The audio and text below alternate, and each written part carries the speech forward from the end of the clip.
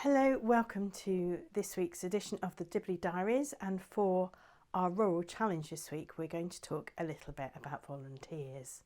So a few years ago I had an email which made it through my spam filter, which offered me girls who will do anything that I want them to, and I was thinking, well, I wonder if any of them would be prepared to be church warden, or on the PCC vacancies that I had to fill, I didn't think so. So volunteers is a big problem in some rural churches. I want to talk about that a little bit. I need to start by talking a bit about the parish system. So the parish in England is the legal kind of area, and there will be a church community who are associated with that parish, and usually there will be a church building in that parish as well. So what happens is that for a church community to work, you need to have someone who's prepared to look after the money, and that person needs to be able to present accounts, to put them together. You need someone who's going to be secretary to do the legal aspects of sending agendas, writing up notes, all those sorts of things. You have two people who are church wardens. They have specific legal responsibilities. And then ideally you'd have 4 more people who are elected to be part of the parochial church council, the PCC. So that's 8 people who effectively form the trustee committee for the parish, and they have responsibility for the church building, the church community, worship, safeguarding, and the other things that need to happen for the church community to work. That's 8 people ideally. Now, it may be that population-wise, not church-going-wise, entire population-wise, there might only be 150 people in your parish, which means that if you are going to have an ideal-sized parochial church council, PCC, that 5% of your entire population will be on your PCC. Not 5% of your churchgoers, 5% of your entire population.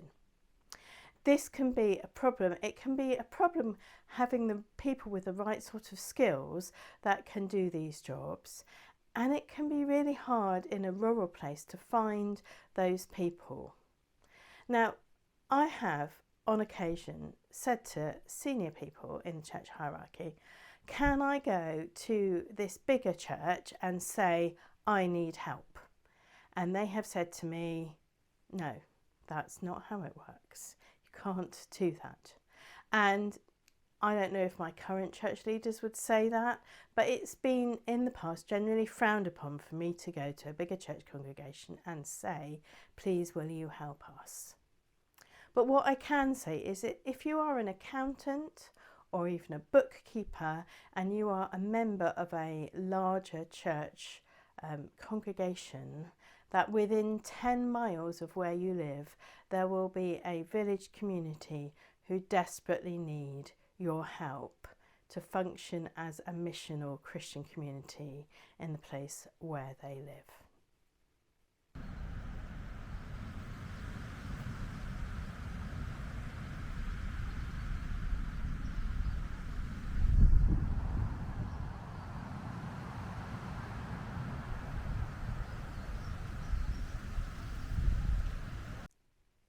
This week is the week before Lent, and I'm not actually preaching on the lectionary readings this week. So I went away and had a look at what I had previously said on this Sunday on different occasions. But the first thing we need to think about today are the readings. So the readings are Matthew 17, 1 to 9, and Exodus 24, 12 to 18. These, I think, are the key readings for today from the set of readings. The Exodus reading is when Moses goes up the mountain to collect the 10 commandments and all the instructions that God gives him. So Moses says to all the people, play nicely while I'm away up the mountain, and Aaron and Hur are in charge. Then he takes Joshua. They think he leaves Joshua halfway up the mountain, and Moses goes all the way to the top of the mountain, and then there is a point where the glory of the Lord comes down on Moses, and Moses stays on the mountain for 40 days and 40 nights. And while he's up there, God gives him all the commandments, the 10 commandments, all the rules about living, and the instructions for building the tent of the presence. And then after 40 days and 40 nights, Moses comes down the mountain. Then in Matthew, the passage is about the transfiguration. So what happens is Jesus goes up the mountain with Peter, James and John, and they, whilst they're there, they're watching. Peter, James and John are watching what's happening. Jesus goes all shiny and glowy, and Moses and Elijah appear, and they talk to Joseph, but the disciples can't hear what they're saying. And Peter volunteers to make some shelters, to build some tents, because he thinks it's going to be a long time that they're up there. And almost before Peter's got the offer out to build some shelters, there's a voice from heaven which says, "This is my son whom I love, with whom I am well pleased. Listen to him." This is my son whom I love. With him I am well pleased. Listen to him. And then Moses and Elijah disappear. Jesus tells them not to tell anybody what they've seen till after he's raised from the dead, and they go down the mountain. So what do I usually say about this passage of the Transfiguration? Well, I normally say lots of things. I might ask, which is your favourite mountain? Why would you go up it? Did you enjoy going up it? All those things. I might talk about the temptations when going into a camping shop, lovely tents, things to buy, food, all those sorts of things, nice jackets. I generally say that you can't buy glory of the Lord protective clothing though, although you might need that if you were going up the mountain in these two situations. I talk about other things as well. I talk about how Peter wasn't stupid to offer to make a shelter, because Peter's experience was that this was going to be a long time. Peter had heard the story about Moses on the mountain and the 40 days and the 40 nights, probably first of all sitting on his mother's knee. And then he thought it was going to be a long time that they were up the mountain. That was his only previous experience of it. So yeah, it's not a silly thing that Peter said, well, shall I build some shelters for you guys? And then sometimes I talk about the tent and the instructions for the tent of the presence in the camp with the Israelites, how it was really radical, that God was going to live with them right in the camp. I mean, admittedly in a fancy tent, but in a tent next door to other people's tents. So not somewhere in a river. God wouldn't be in a river somewhere, or God wouldn't be up a mountain somewhere. God was going to be right there in the camp with everyone. But the disciples didn't need that, because Jesus was right there with them, eating beside them. I mean, eventually he cooked them bread and grilled fish for them. He was right there with them.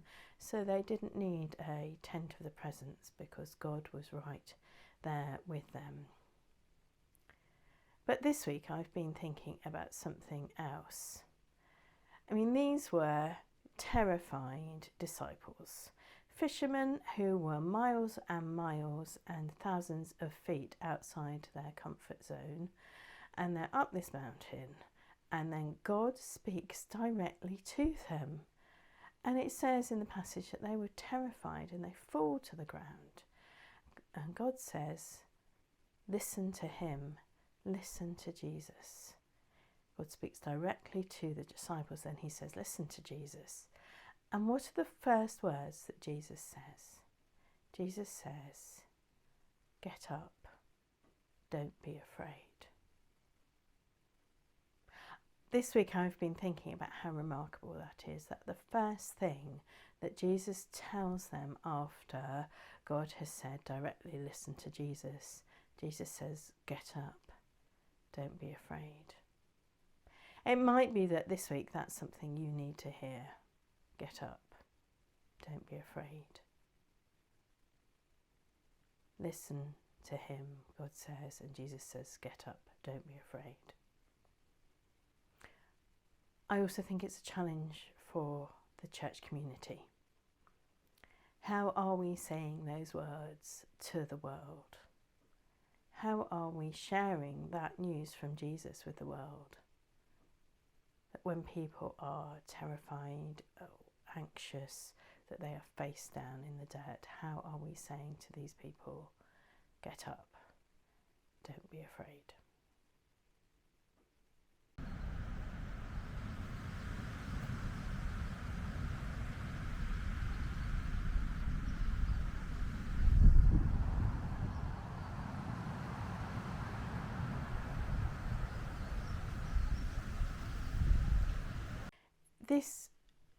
This week's Dibley Moment of the Week is something which happened to me when I was in a meeting where we were discussing organising a village event, and we were thinking about whether there was one particular person who could volunteer for something.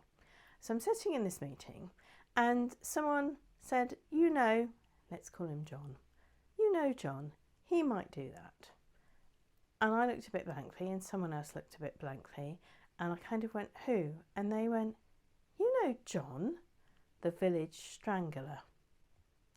I didn't find this reassuring. I must have looked a bit concerned, and they went, yes, John, the village strangler.